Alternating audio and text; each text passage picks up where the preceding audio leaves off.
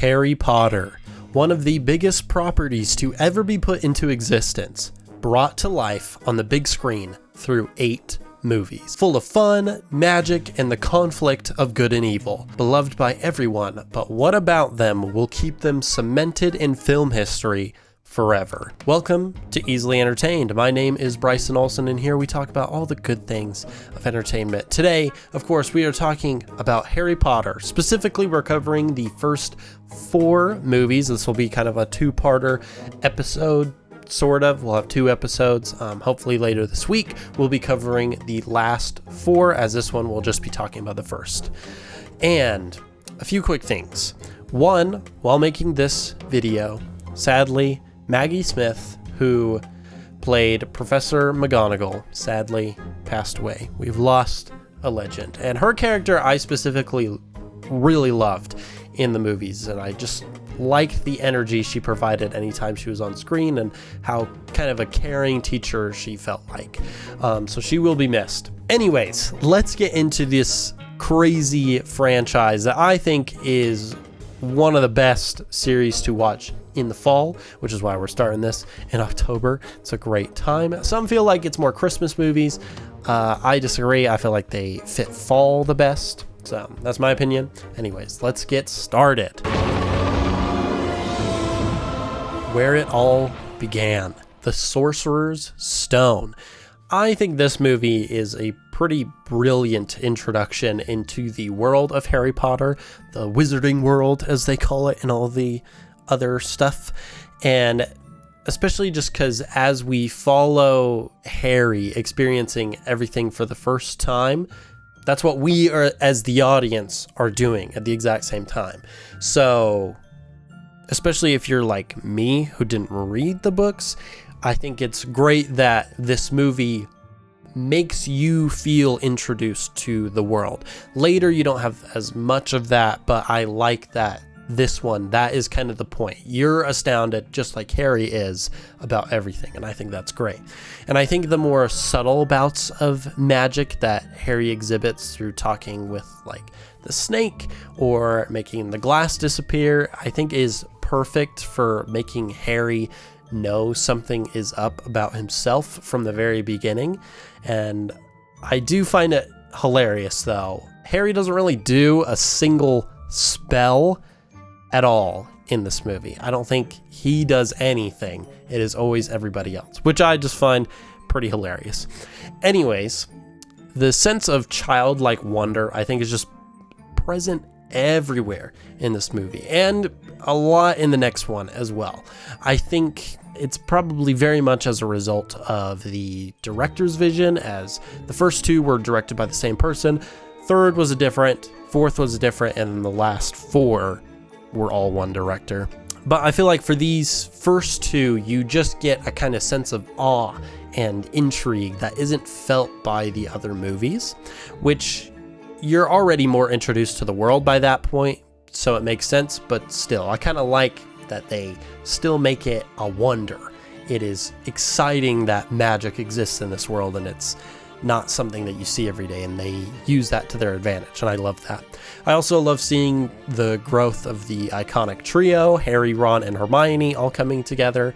Like, it's fairly simple how they come together, because, you know, it's like real life friendships where they form in your early years, and it's kind of just because you're in the same proximity of each other, but you come together and boom, now you're friends. And I think that's kind of how it goes. Plus, as child actors, I think it helps them to be able to play off each other a little bit more, just because then they're not feeling like they're having to do all the work. And when they're so inexperienced, you kind of need something for them to bounce off of.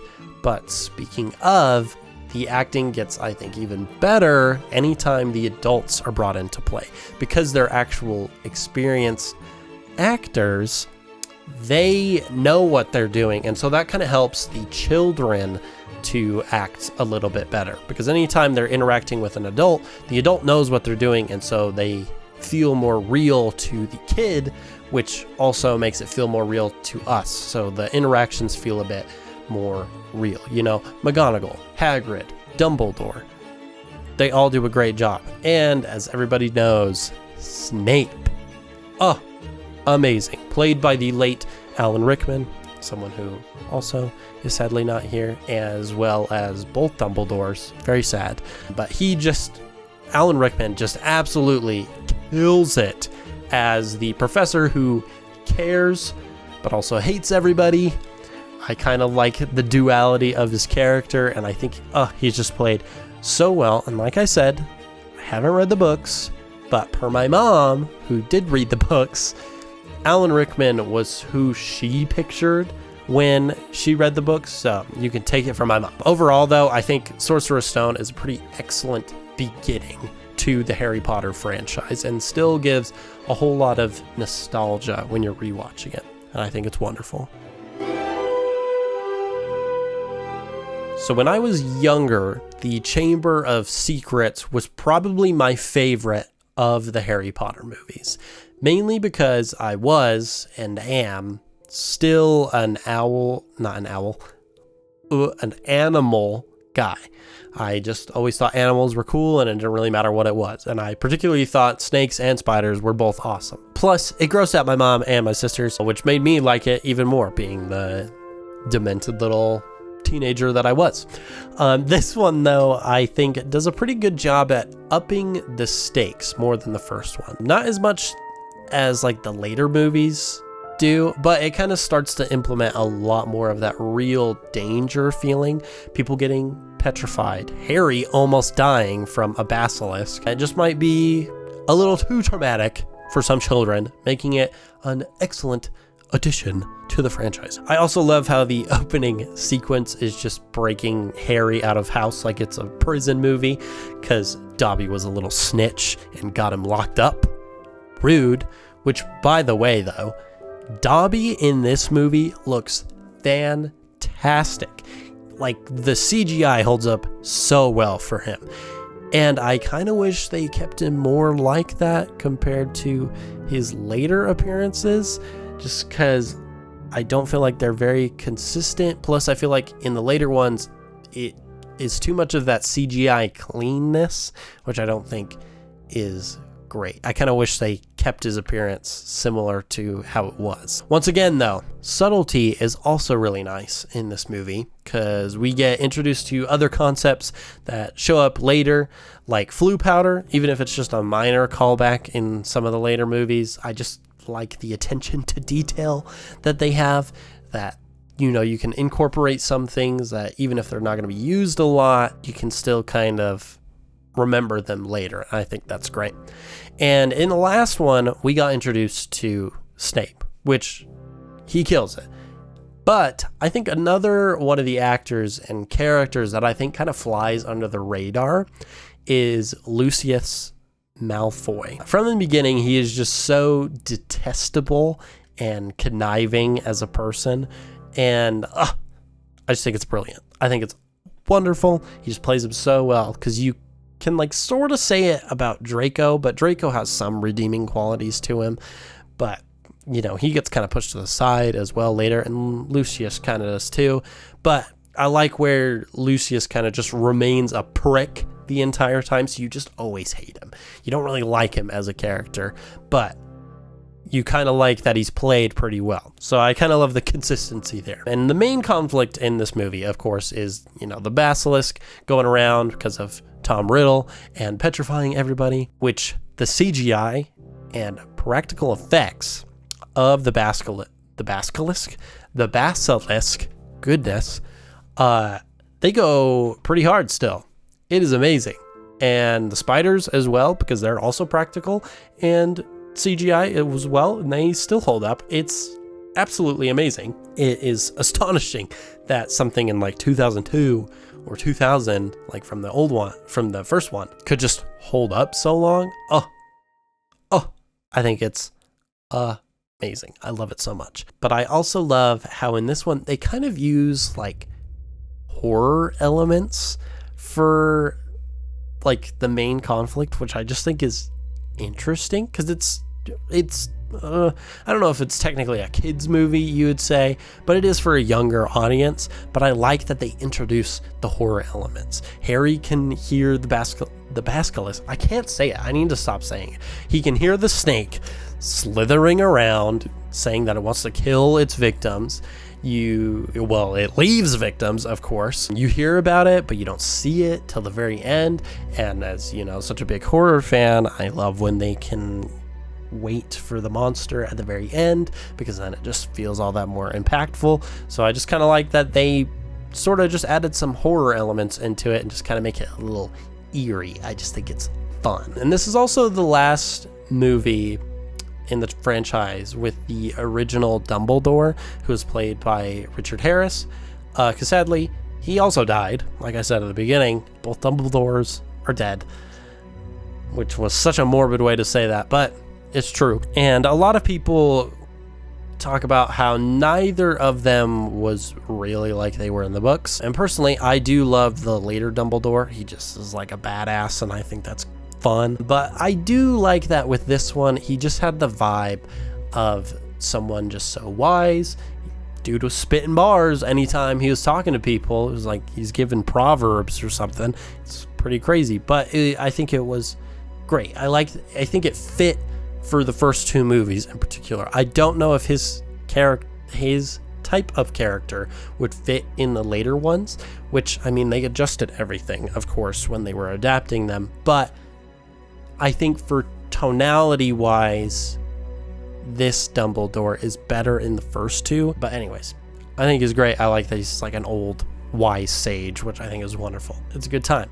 R.I.P. Richard Harris. Another person who we also never see again, which kind of makes sense, is Gilderoy Lockhart, who is essentially just playing a fraud who doesn't know anything about anything, which, all right, great. I just love that he's played by Kenneth Branagh. I don't know how to pronounce his last name, but all that you know is that he narrated the Walking with Dinosaurs series, which I loved, which is no surprise to anybody because I love dinosaurs. And I think that the dragon skeleton in the classroom that gets taken down by the pixies earlier in the movie just kind of reminds me of that show. And I would love to find out if that was like a nod to Walking with Dinosaurs. Like, I doubt it because it's just like fantasy stuff, but just kind of how it's oriented just makes me think of a dinosaur, which I love. Anyways, Chamber of Secrets, great second movie of the franchise. Now let's get on to probably everybody's favorite. Like I said, Prisoner of Azkaban is probably the favorite for most people, including myself, and rightfully so, because it's awesome. And this one, it just has so many good things to it. There's not a lot of things that you can kind of pick apart about this movie. Like, there are a few, and we'll talk about those. But for the most part, it's fantastic. And one of the things is, obviously, it's a fairly standalone story. Like, realistically, you could probably show this one to anybody who's never seen Harry Potter, and they would probably be able to follow along pretty well. Plus, you know, the big trio kind of comes into their own as actors, which I think is great. The sound design and cinematography is amazing. It's so good. It just lines up perfectly and sets the stage for things to kind of get darker later in the franchise. And to many, it's just kind of, and to me, it's just objectively like the best made and most interesting of the movies. Objectively, for the best made. For the most interesting, that might not be the case for everybody. But the main thing I do like is that the threat of Voldemort isn't really a thing in this first one, which I kind of like. It makes it stand out a little bit more, which I think is why people like it, and you don't have to know all the Harry Potter stuff to know what's going on, and it's just kind of introduced easy. Plus, they have to get more creative with the conflict. You have someone who was accused of betraying the Potters, the threat of a werewolf, the Dementors that suck the happiness out of everything, and it just kind of manages to juggle all these conflicts in a decent way that also lets them overlap each other to kind of stay pretty cohesive, which I think is wonderful. And I also mentioned that in this one, it kind of gets a little bit darker. And I don't just mean like death is more present or whatever, but tonality. I think this is where it starts getting a bit darker, because Harry has to face his parents' death more. This begins to start to becoming a bit more isolated in the later movies because, he's essentially the chosen one. He has such a big role to play, and that kind of makes him separate from his friends, and he has to face his fears a lot more head on. And I think in a movie such as this, having both physical and mental conflicts, I think is good. They both make the movie a little bit darker, and I think that's great. It gives it more stake in the overarching story. So while it does stand alone, within the context of everything, it's still vastly important. And I think that's good. I like that it has both aspects to it. Some smaller aspects that I like as well that aren't huge, but I just think are interesting, and a lot of other people have noticed them too, so I'm not very special. The Whomping Willow, signaling the change of seasons, which kind of propels us through the story pretty well, I think is fun. The cool glass transition that this director uses constantly throughout the movie is so fun, and always kind of adds a little bit of, it adds like a little bit of magic to it, and I think that's great. And the CGI, once again, holds up pretty well. I think the first four, the CGI holds up the best, because it's fantastic, and it just looks so good. And like in this one, it's like, especially you see it with Buckbeak, the werewolf, and Sirius in his wolf form, and the Patronus, and there's so much stuff, and I think it's great. And oh my gosh, and the Dementors. How did I not put the Dementors in my script? Because they look amazing too, and I love just how ominous of a presence they are. Like, they're not really invading the grounds all that much, but they just feel eerie. They feel menacing, and I like that. I like that they put it in, and that kind of adds to the dark feeling of it too. Now for something that isn't necessarily a complaint, just more of an observation that I thought was kind of weird. Hagrid's hut moves locations, which, that's fine. It doesn't move for like the rest of the movies. They're all the same after that, but I just found it odd. Like, I'm assuming because the director changed and the direction for the franchise went a little bit different, it just shifted. I don't know if they mentioned it in the books or whatever, but I thought it was just interesting that it suddenly was like, oop, and we're in a different location than it was in the past two movies. Also, this has kind of been talked about like a million times, but the time turner logic is kind of weird. They don't really mention it in the movie, and I don't know if they say anything in the books, but it would have been nice to, have a little bit of information on the limits of the time turner. Can it only go back like 24 hours? I don't know. And it's kind of weird that it's never brought up again. Like, no one ever mentions the time turner, as far as I know. So that's kind of weird. But anyways, back to something positive. This movie is the last one that ends on a relatively good note. So not like it's like a positive aspect, but I do like that it ends on a good note, just because kind of after this, until we hit the end of the franchise, things just kind of get a bit darker at the ends. So I think that's kind of why it's remained as such a favorite among people too, is because it has all the other good stuff, plus it has a pretty happy ending, though this last face is freaking hilarious. Anyways, Prisoner of Azkaban is wonderful. Best made Harry Potter movie for sure, and the most interesting. Okay, now shit is getting real.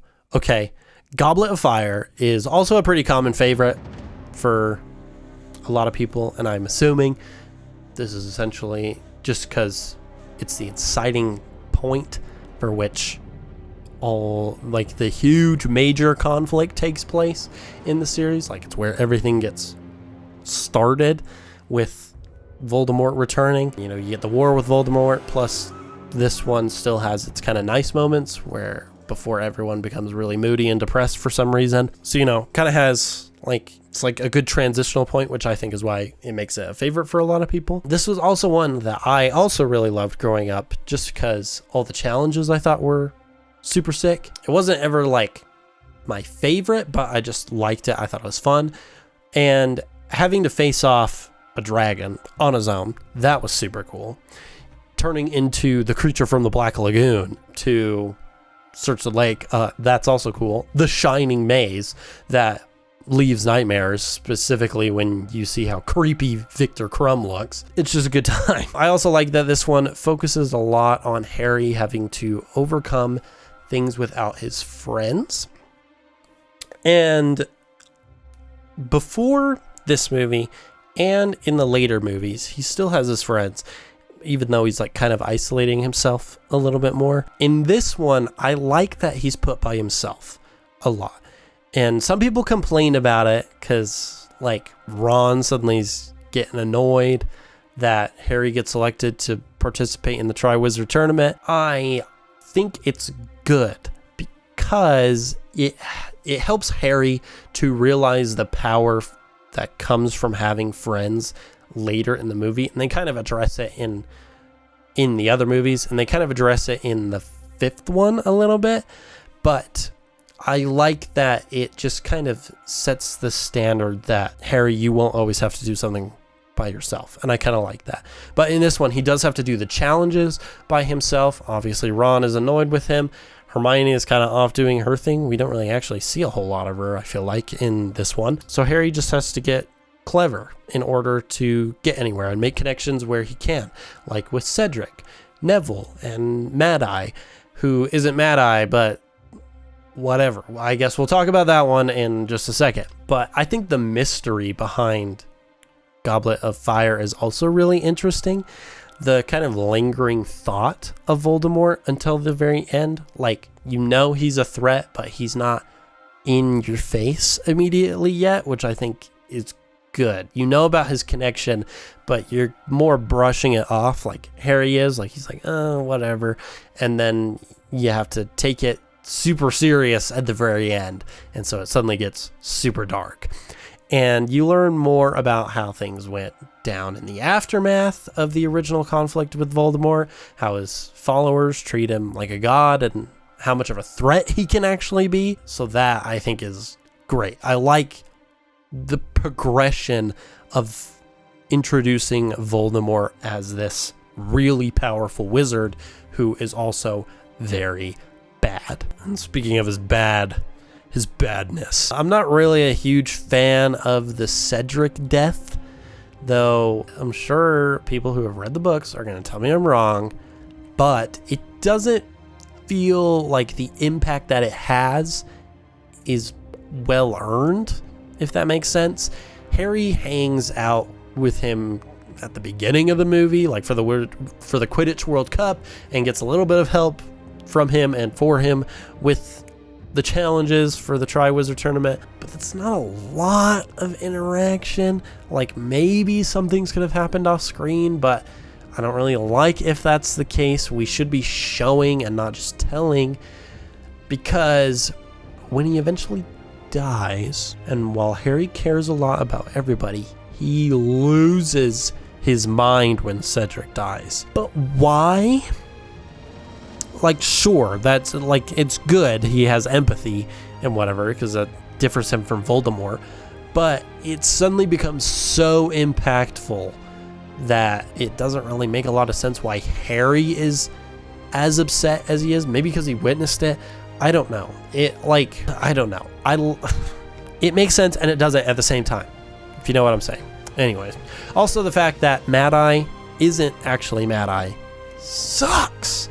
I hate that, especially because he acts similar in the later movies, which kind of makes no sense because, well, yeah, Barty Crouch was trying to pretend to be Mad-Eye Moody. It means that any connection we make with him in this one means nothing when it comes to the real Moody. And when, they see him later in the Order of the Phoenix and in the Deathly Hallows, it doesn't make any sense why they're all pretty chummy, because they haven't actually met all that much. So don't really care for that. Back to the fun stuff though. I do very much enjoy the scene when Voldemort returns. Aside from the death of Cedric portion, of course, this scene does a lot to teach us about Voldemort. And as someone who, once again, didn't read the books, I need it in the movie to actually be important. So this teaches us a lot about him. It shows us how he isn't afraid to involve children, which we kind of already knew because of earlier movies, and like he tried to kill Harry as a kid, but I think they need to show us more about how dedicated to his cause he is, that kids don't matter. He will accomplish his goal no matter what.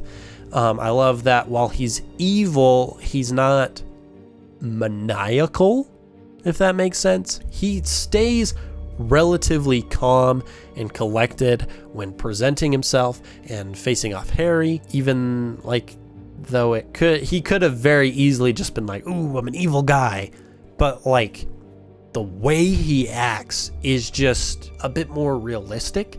You know, like he even goes to like follow proper dueling rules when he first meets Harry, and that's not something that someone maniacal would do. Like they would just take the opportunity to attack or try and get like Harry to attack or whatever.